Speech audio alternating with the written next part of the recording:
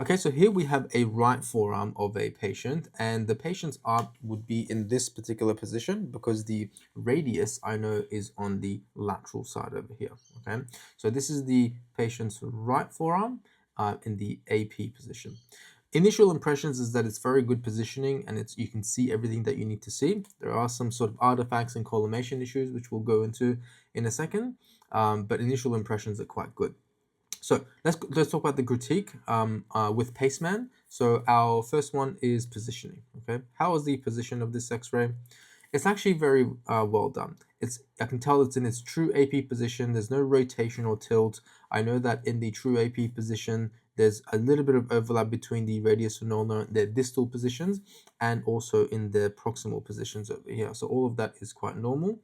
There is no tilt per se because you can see the vertical aspect is aligned with the vertical aspect of the image. So positioning overall is very good. The next one is area. So the question is, have we covered enough of the area of this anatomy? Well, think about the forearm is basically the radius and the ulna. And we have from the top to bottom of the radius over here, okay, and top to bottom of the ulna over here. So the entire anatomy has been included from top to bottom. Nothing has been cut off.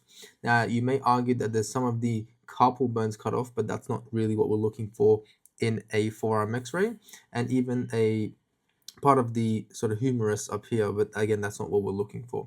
So area is definitely covered. Nothing has been cut off. So all good in that regard. Although I will say in terms of collimation, at least side to side, it could be improved. Okay, so that is our next one, collimation. Top to bottom, as I said, very good. You don't really need any more or less than that. But side to side, this is almost what you need. Again, almost about a centimeter from the skin margin is really what you need. So all of this excess, okay, from here to here is unnecessary. I'm not sure why the collimation was so wide in this case, but it doesn't help in terms of the scatter that's produced and also the radiation dose that would result from that. So collimation done, but not really ideal. Now, what about exposure? Okay, so again, what are we talking about? Exposure, KVP and MAS. How is the contrast levels? How is the quantum mottle in this image? Now, when thinking about it, you know, if I zoom in a little bit, there's a little bit of sort of noise within the image, but that's within normal limits. I wouldn't say there's anything, you know, excess that you can't distinguish. You can see the bony texture throughout the image. You can see the cortex of the bone, you know, the bony textures up here. Everything is visualized quite nicely. You can probably tell that the contrast is a little bit washed out, but that can be fixed with post-processing. So KVP, I would say, is actually quite good. And the MAS is actually quite good as well. Now, for a forearm X-ray, you would give anything from about 55 KVP to about 3 to 4 MAS, and it looks like that's probably what they've been given to this patient. So good, exposure is done. The next one is marker. Is the right marker correct in this case? Yes, so the right marker has been put here, and it's a digital marker. Not in the ideal position. They could have, if they were putting the physical marker, ideally put it right next to the anatomy. So I would put it like right there, for example, or on the top or the bottom, somewhere where it's not allowing you to exceed the collimation more than you need, but that would still tell you the right side of the anatomy. There's nothing else in regards to marker, so that's pretty good. Aesthetics. Okay. Aesthetics is quite good. Again, as I said, the positioning is really well. The collimation is could be improved side to side, but top to bottom, at least it's really well.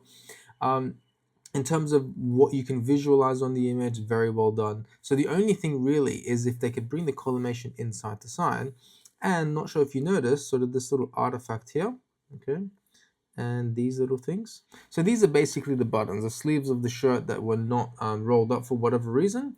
This is an artifact technically, although it's not too bad. It's not covering the bone at least, and even if it goes across like this, you can't really see it covering the bone. So not a deal breaker, but in terms of aesthetics and artifact, that's what would need to be improved. Okay. And last one is name. Obviously, no name or patient details are present for anonymous reasons. Now, is there any pathology? I didn't really see any pathology in this case. This is a good example of what a normal AP right forearm would look like in their true AP orientation, where there's no tilt or rotation, and the exposure given is actually quite good. So overall, pretty good, not too bad. Happy with the X-ray. Again, the only thing really is the collimation and really these artifacts here. So that's it for case 1. Let's move on to case 2. Okay, so here we have case 2. Now this is an example of an AP and a what looks like a, I'm going to say a lateral because we don't really do oblique forearms. So an example of an AP and lateral. Now, interestingly, this isn't really an AP forearm. This is more like a PA forearm. And so this is probably done, I mean, you can't see the elbow joint itself sort of down here, okay? But ideally, the way we do forearm x-rays is the first AP to be like this and then the lateral to be like this. So in the AP, you get an AP of the elbow and the wrist joint, and in the lateral, you get a lateral of the elbow and the wrist joint.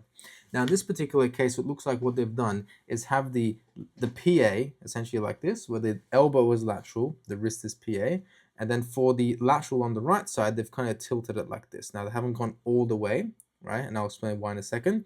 They've kind of done halfway like that. So an attempt at a PA and lateral, essentially. So, having said that, this does look like it is the right forearm and wrist. Okay, so the right forearm. Now the marker here is sort of flipped, so that would need to be changed ideally. And so probably the reason they did this and not include the whole elbow is because maybe the pain was just in the distal to middle portions of the forearm, and you can do that if there isn't anything of interest in the elbow joint. You can essentially skip that. And the reason maybe they haven't done this and that, and they just have the elbow in the lateral position the entire time, is probably because the patient couldn't move in the orientation that the radiographer wanted them to. Anyway, so as I said, we have an attempt at a PA on lateral right forearm. Now let's talk about the critique. So the first thing is positioning. Talked about the positioning essentially already, that being in a PA and sort of lateral, I want to say almost oblique to lateral position. So this really isn't ideal. The way I know it's not fully lateral is that the radius, okay, and the ulnar are not superimposed. Ideally, when you have them in the lateral position, they should be superimposed. So that's one thing. However, the PA is quite nice. As I said, usually some overlap between here. That's expected. So in terms of positioning, at least for what they were, I'm assuming, attempting to go for, it seems to be okay here, but not really okay on the lateral. Or they need to maybe do another one if they want a true lateral profile of the radius and ulna. Okay, so good, but not the best. The next thing is area. Is the proper area covered? Well, again, for a forearm x-ray, it's just defined by the two joints, the wrist and the elbow. They definitely have the wrist joint on here, but they're kind of skimming the elbow. Again, what is that reason? I'm not really sure in this case, but just looking at the image. But in ideal circumstances, you would include both, okay? Because technically, you're not actually including the full length of the ulnar in this case. You're kind of skimming the proximal part of it, and same for the attempted lateral as well. So area done, but again, not ideal in this circumstance. Collimation. Okay, the four-way collimation, side to side, okay, can be improved a little bit on both of them. Okay, we definitely don't need that much. Top to bottom. Now, because there's a little bit more of what you would expect the wrist joint to have, all they could have done is just move the centering point a little bit lower, or aka towards the patient, and they could have had a little bit less of the metacarpals and more of the elbow joint, and that would have included the forearm in its full profile. And the same thing goes for both of them. AP and lateral, they have the same kind of collimation, which is done, but again, not really ideal. The next is exposure. How's the exposure? Again, looks like it's a little bit underexposed in terms of KVP. There's a little white areas, particularly up here and little down here, missing a little bit more detail compared to the clear bony texture that you can see in this area. So I would say in this case, potentially a low KVP was used, but in terms of MAS, again, if you sort of zoom in, there is some quantum mottle, but again, all within normal diagnostic limits. So I wouldn't even change the MAS in this case. I would keep at what it is and potentially just increase the KVP a little bit. So MAS seems to be quite good, and same thing goes for both of them, right? You can see the soft tissue details on here, so that's quite nice. There's nothing excessively blown out of proportion, so exposure is quite nice. Aesthetics, okay. I mean, all of what we just talked about could be improved in some manner, so not the best looking image. And you can probably tell just by looking at it, initially, you didn't get the impression that this was a really well done forearm x-ray.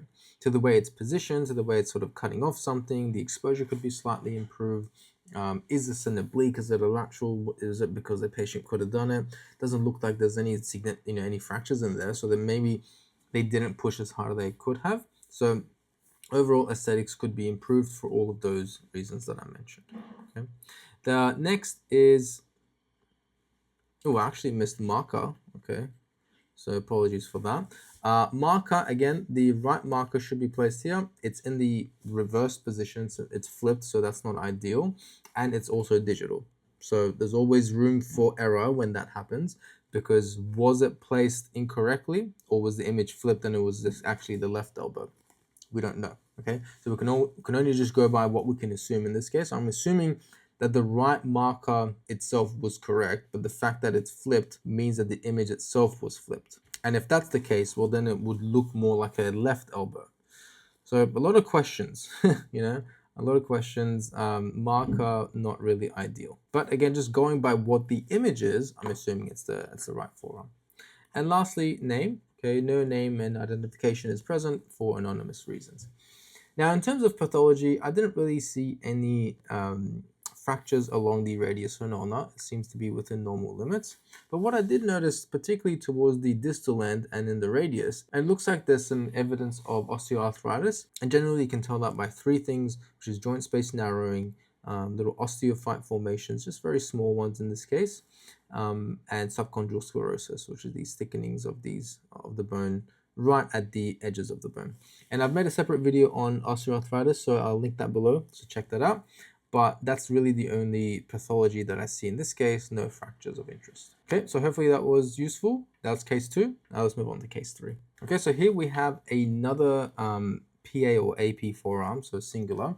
Now it looks like, again, it's a PA position because the radius is on the medial side and not on the outer side, aka the forearm was done like this, again with the elbow in the lateral position. Okay, now you can't see the elbow, but I can tell you that it's probably in that attempted lateral position. Okay, so this is a right forearm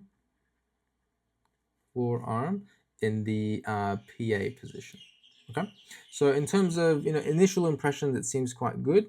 But let's go through the critique to see what we can find. Position, okay. I kind of already mentioned that there isn't, ideally it should be in the AP position like that, but it's not in this case. I've rotated it down. Other than that, if we're assuming that's okay, there's no rotation or tilt that I can see. It's in line with the vertical detector, and there's no sort of rotation of the joints themselves because you can kind of see the equidistant spaces between the metacarpals up there. So position is quite good, just assuming that the elbow, of course, wasn't the region of interest. Okay. Now, area, is the entire area covered? Well, we definitely have the top of the forearm covered, but we don't have the base of the forearm. So we are cutting off the proximal radius and ulna. Remember, this is the radius, okay, and this is the ulna. So we are cutting off the proximal radius and ulna in both instances. Again, whenever this happens, I assume that there was a reason they didn't include it, because maybe they didn't have pain. Maybe their pain was essentially just from the wrist joint down towards the middle of the forearm, whatever the reason is. But in this area, in this case, the area or the anatomy hasn't been fully covered for that reason.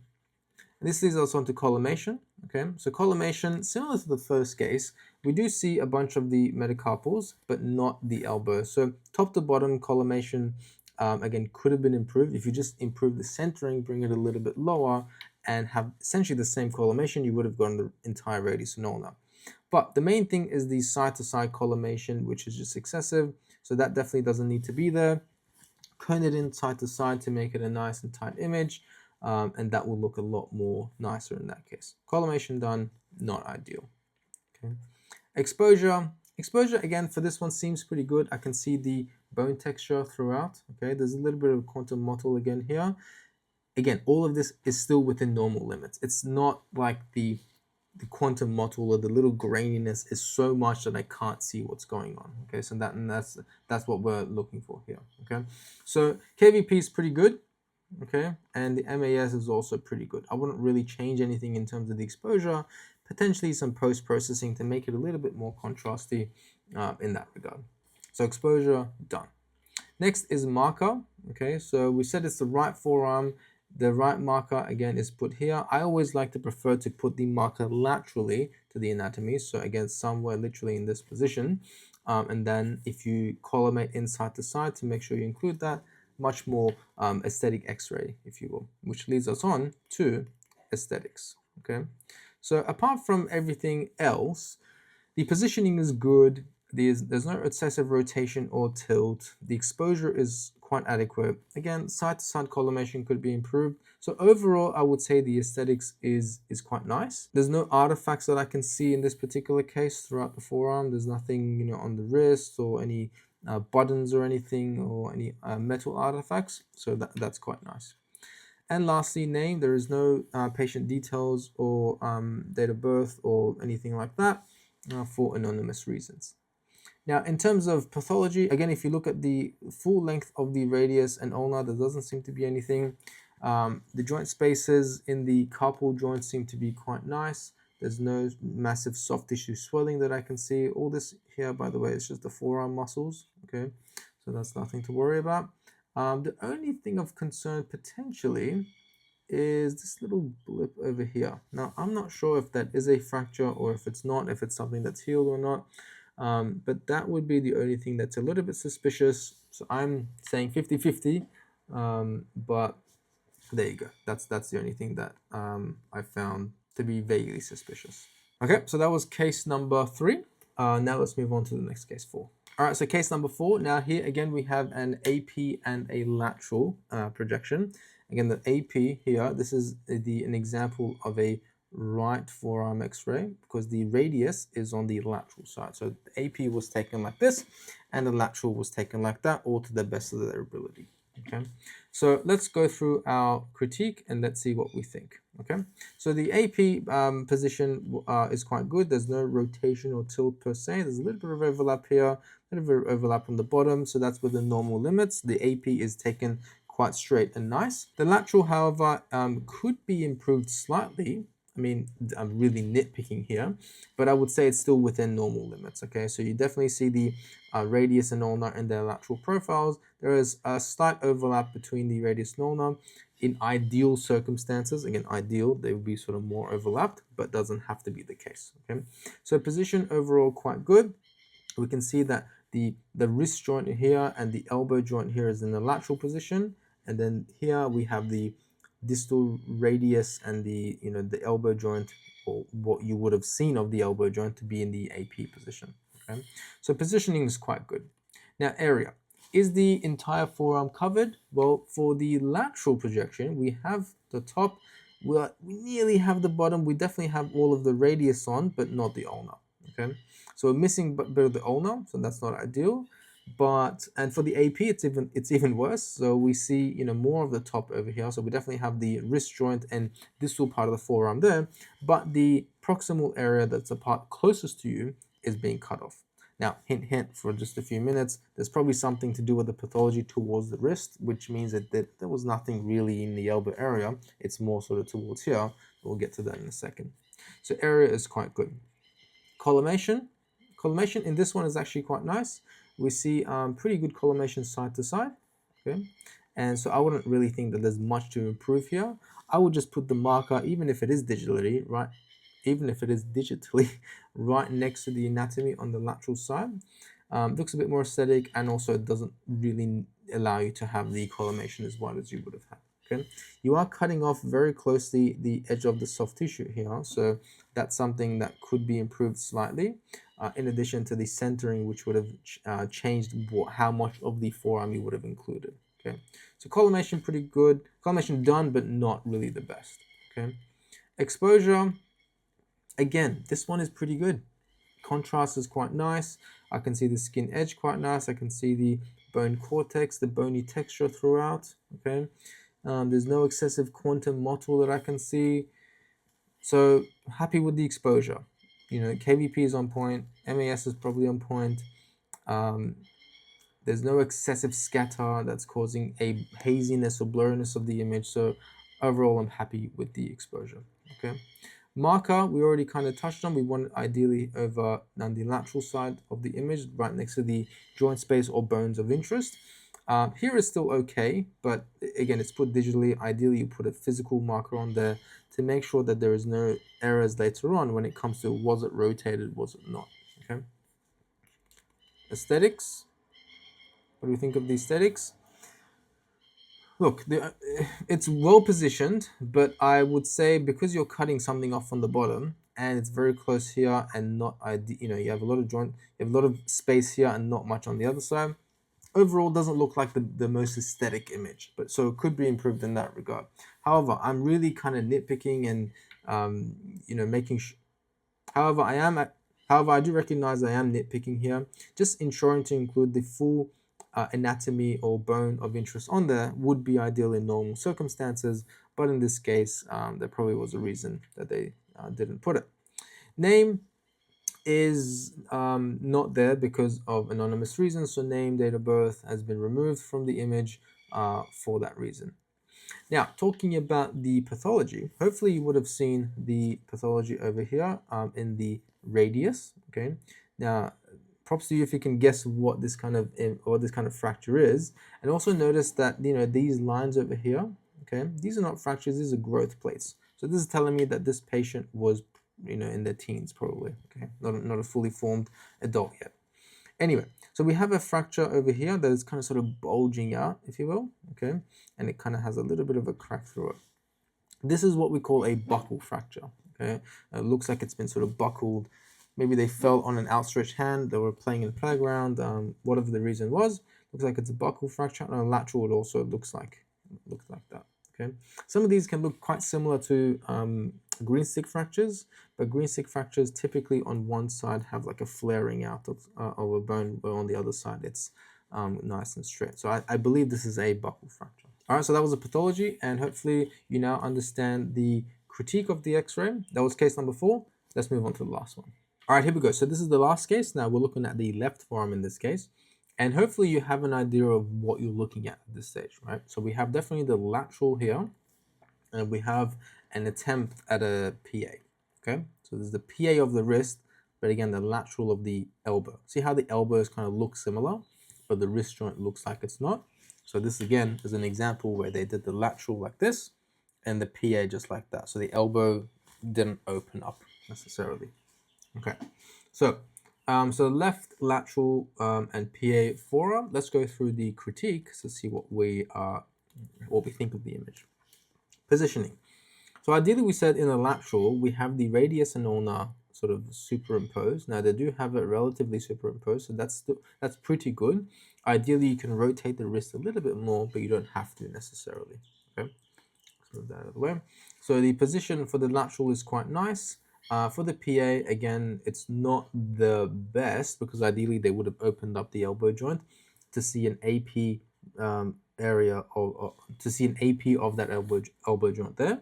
But again, hint, hint, there was probably a reason why they did this and not the entire opened up elbow. So in terms of position, it's it slightly could be a bit more straight. So position is quite good overall, but could be improved. Okay, area.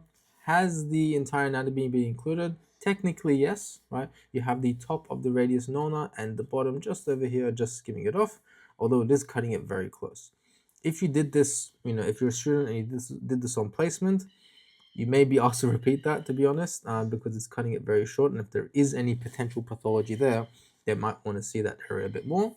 But if the area of interest or the region of interest is really just in the distal portion, so the wrist and mid forearm, then what you have here is good. It's not ideal, but but it's good. Area is all the way covered.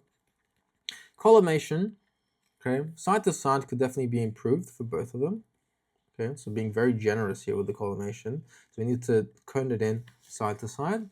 And top to bottom, I wouldn't just cone it down top to bottom. I would actually change the centering. So right now, it looks like if I had to guess, the centering is about there. Okay. Now, ideally, if this is the top and that's the bottom, it should be there. So the centering should come down here.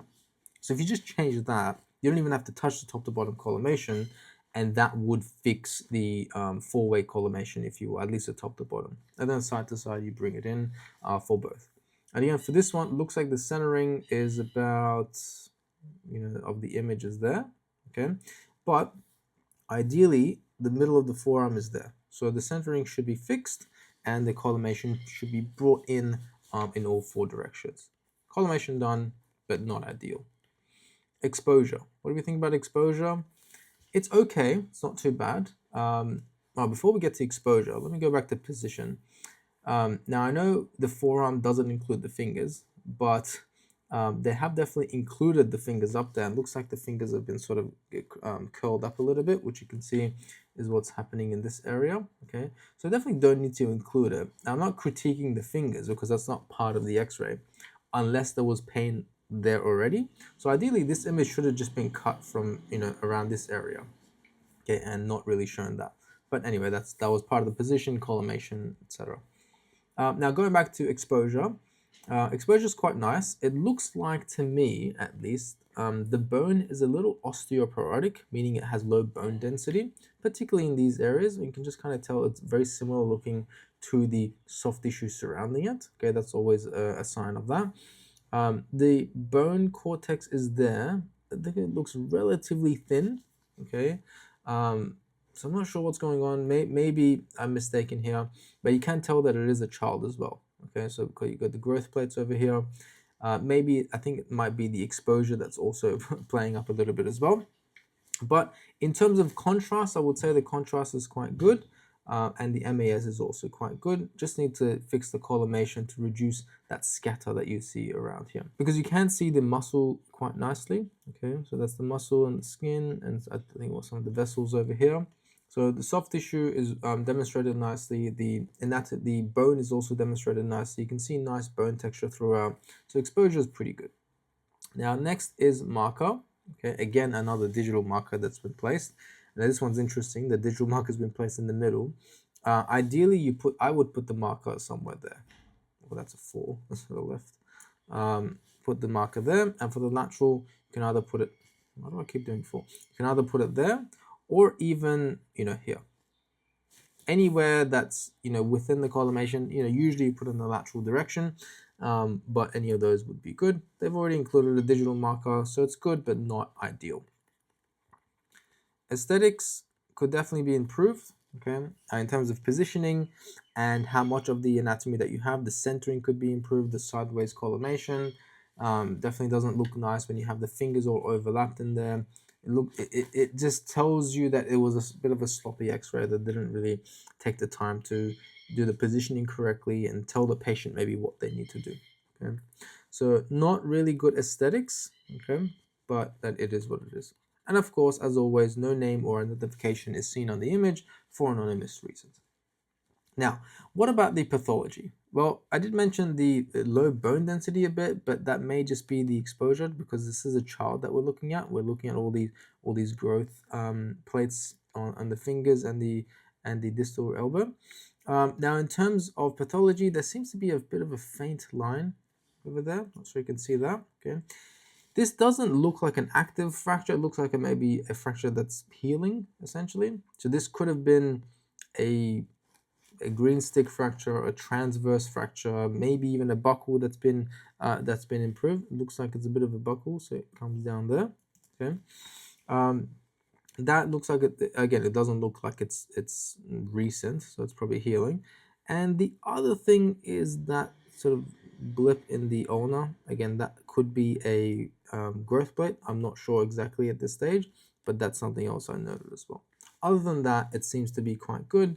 And in terms of pathology, fingers obviously not diagnostic, but we're not looking at that area anyway. Okay, so those were the 5 cases. Hopefully that made sense, and hopefully now you have a good idea of what to look for and what not to do in forearm x-rays.